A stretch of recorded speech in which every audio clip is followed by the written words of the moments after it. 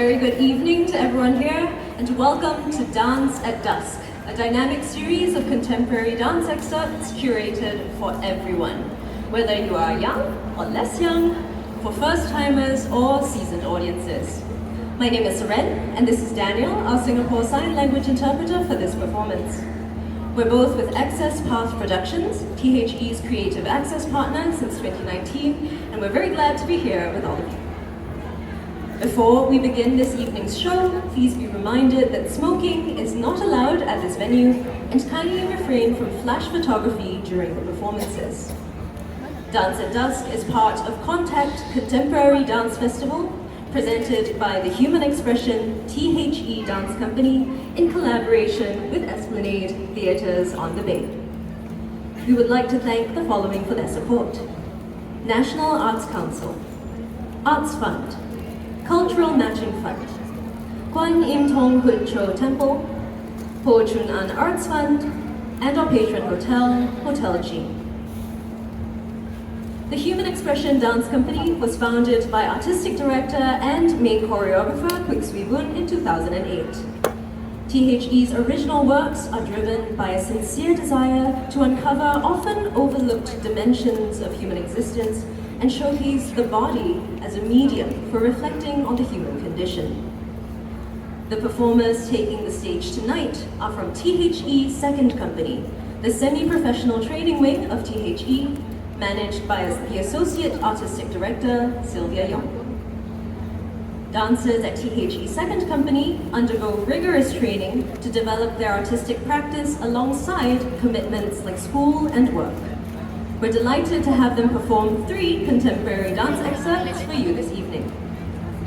The first excerpt you'll experience tonight is called Gear by the Japanese choreographer Mikiko Kawamura. Gear first premiered in 2015 at the 6th edition of Con.tact Contemporary Dance Festival, and now, 7 editions later, we are excited to bring this work back to life once more.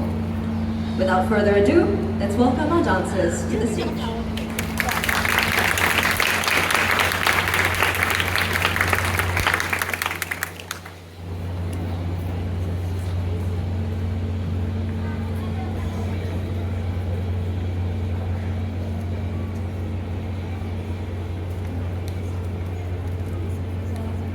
Ready? Let's go!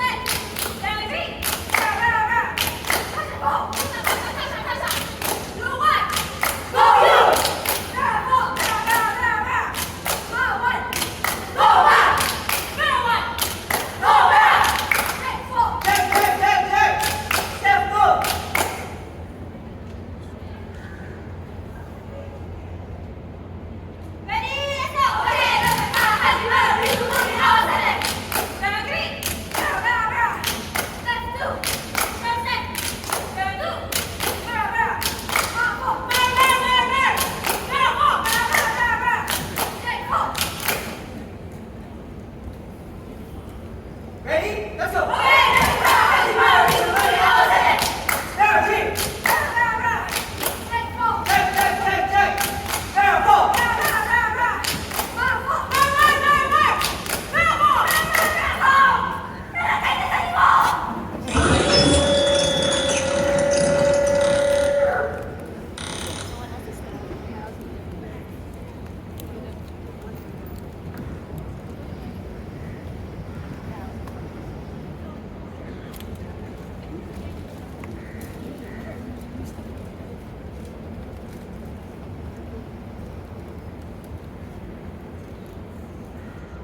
Wow! My name is Jack.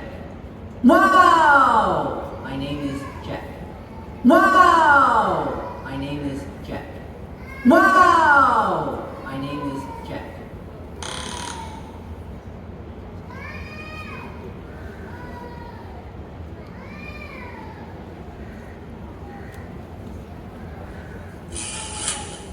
Woo! Got it. Woo! Got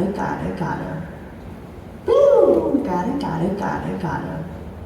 Woo! Got it. Woo! Got it. Woo! Got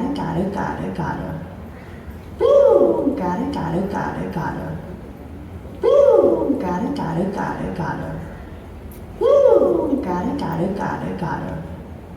Woo! Got it. Woo! Got it.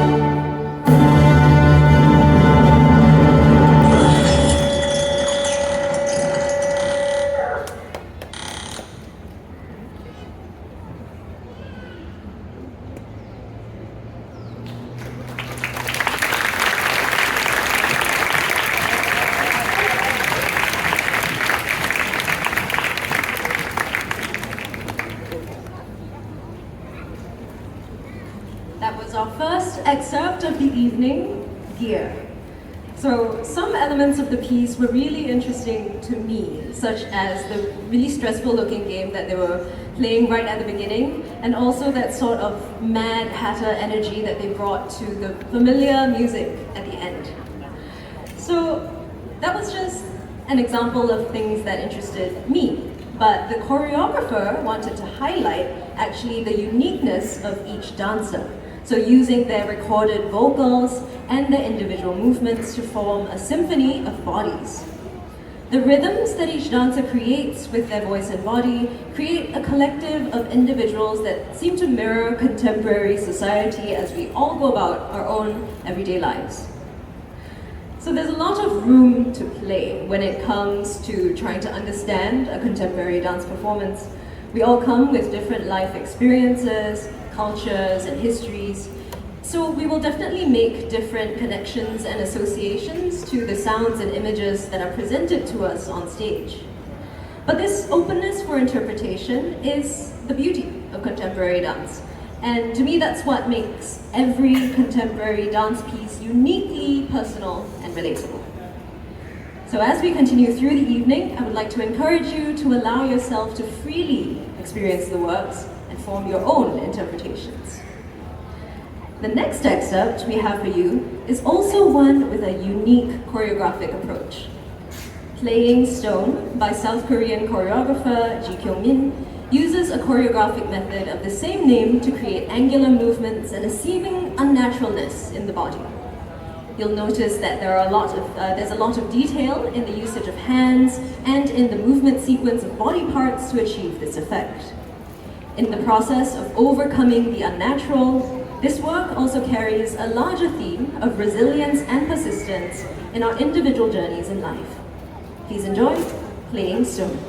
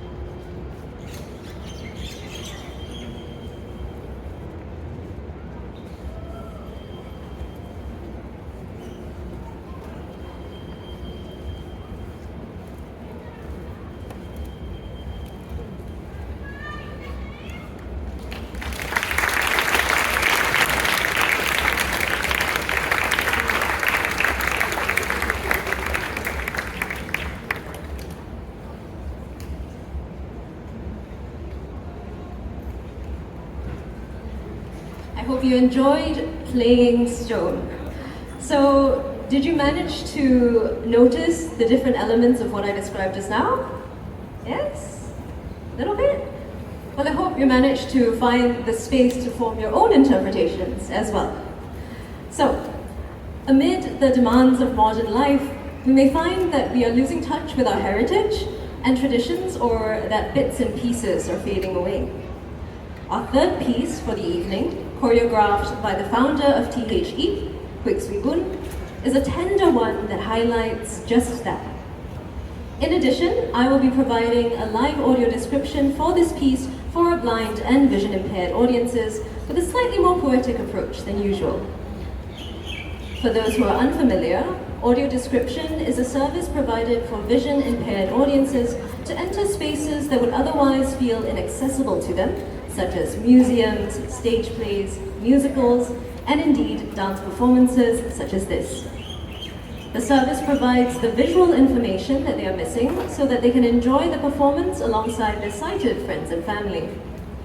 Usually audiences are not even aware that audio description is actually happening because the vision impaired patrons access this service using their earphones. Audio description has actually been available at Dance at Dusk for the last couple of years. However, in the interest of spreading awareness of this service, we are exploring an integrated audio description for the following piece for everyone to hear. The original work incorporates a recorded text at the beginning, which I will also be reading, so just think of my voice throughout as a spoken word element of the music. For those who are interested in viewing the script, you can find a QR code at the entrance. So since I cannot describe while I am reading the text, allow me to squeeze in a little bit of contextual pre-description right now. When the piece begins, a lone chair sits in the front left, lit by a gentle sepia glow. And as the text draws us into contemplation about the truth or trustworthiness of our memory, 7 dancers step slowly into the space and take their places surrounding the chair, arranged as if for a family portrait. Now, without further ado, as it fades.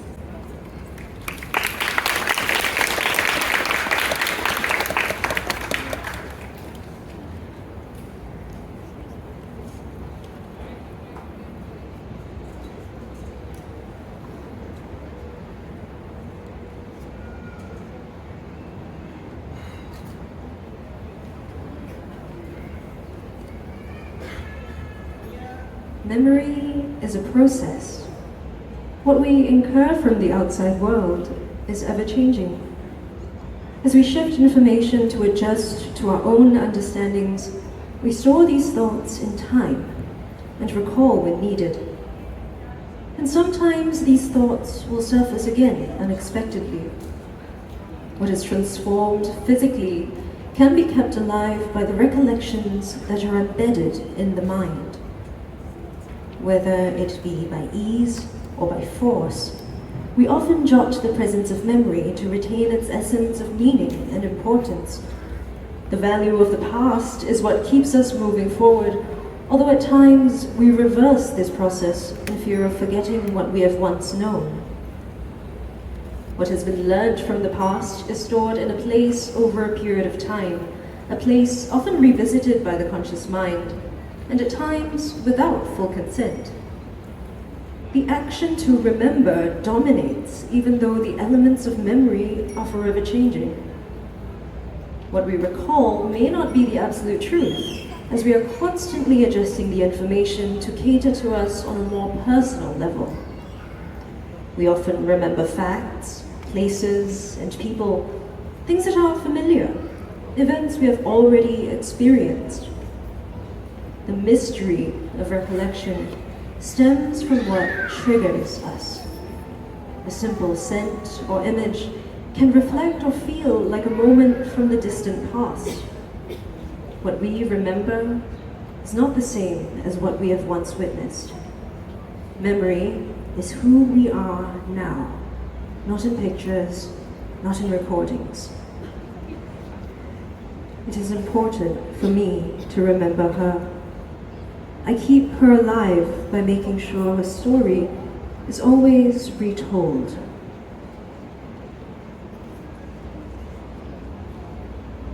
In front of the chair, a seventh figure in intricate florals amid a sea of muted, solid shades. A gentle glow holds them in frame.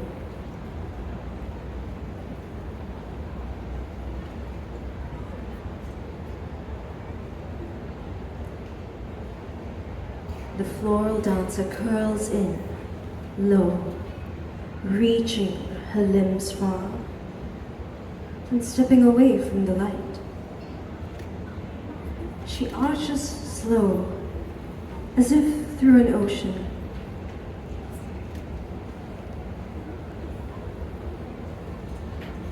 And then picks up speed.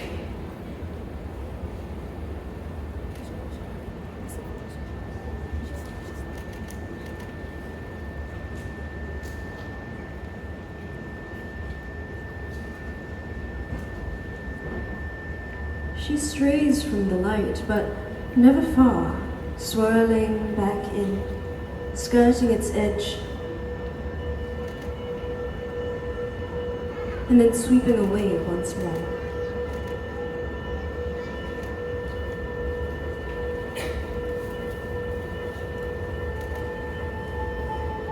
Limbs frame the portrait. She collapses in.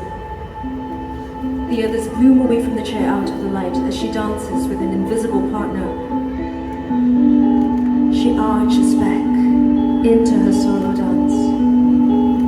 A flurry of circling limbs, leaping, twisting one way then the next, as the others look on and slowly take their places around the chair once more. While the others stare straight ahead, one dancer watches and steps forward, gliding through her own reverie. The floral dancer lifts her gaze, and the two fall into step, bursting into a parallel dance. Leaps, twists, and spins in unison, side by side, but they never touch.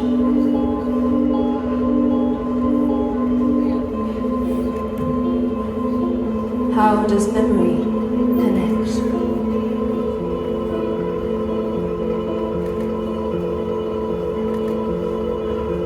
Three dancers run circling out of the light, catching themselves at the right side edge and propelling themselves into synchronous, sweeping balances. The first pair melt apart. The second dancer circles back towards the chair, while the floral dancer watches the trio.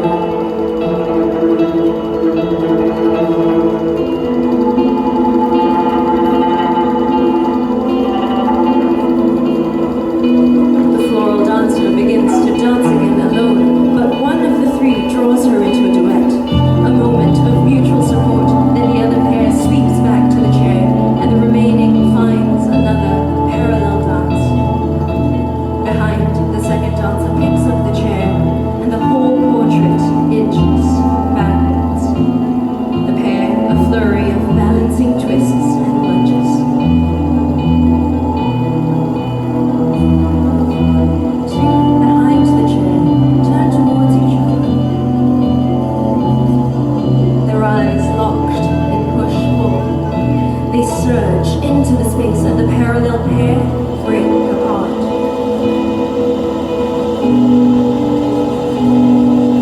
The floral dancer watches the new pair, their vigorous, shifting duet, as she slowly circles center. The pair darts from one place to another. One thrusts the other up into the air, and they continue. Push, pull. What are they seeking? Where do they go?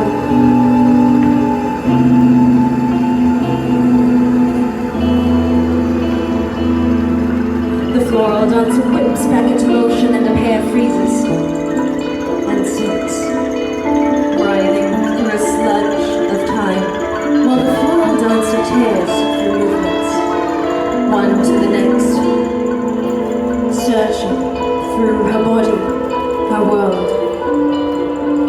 angry pointed fingers crumbling.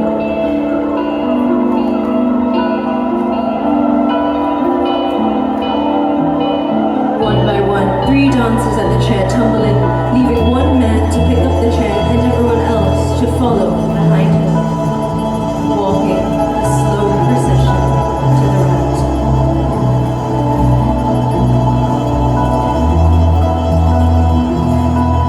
The trio kick and spin, sliding up, dropping down in unison.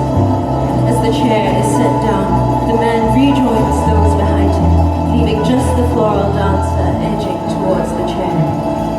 The trio freeze and sink, fading while the new trio erupts, leaping, lunging, circling, whipping up a whirlwind.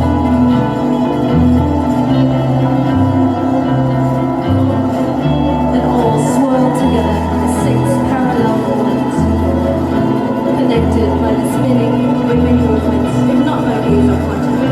The floral dancer backs away from the chair as their synchronicity begins to fall away.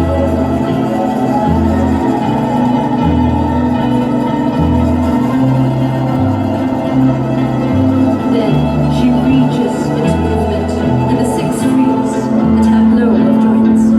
Her limbs stretch beyond what seems possible, her presence vast, far-reaching.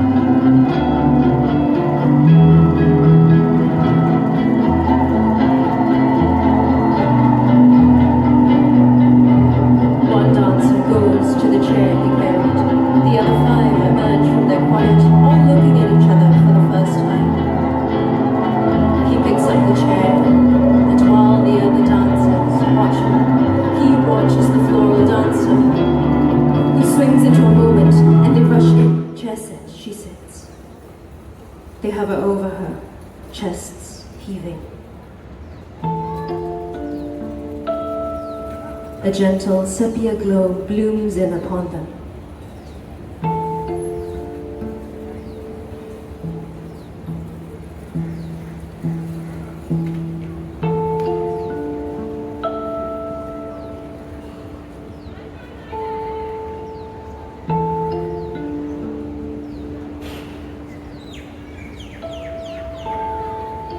They wilt inwards over her as their hands reach for the edges of the chair.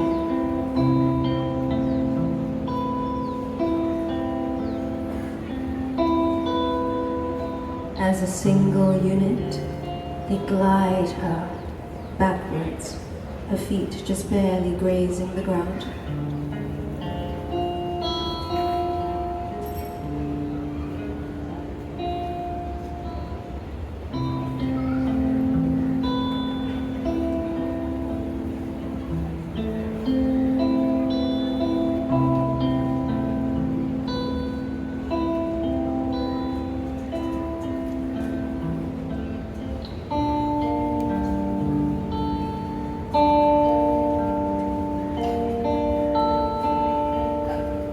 Draw themselves into a new patch of light in the back left corner.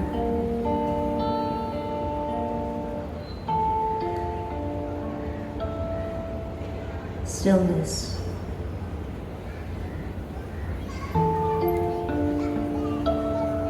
The floral dancer rises, head bowed. She steps forward, looking out.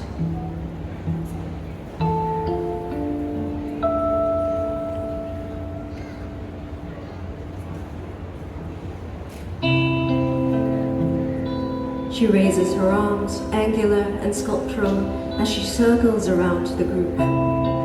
The others unfurl, upright.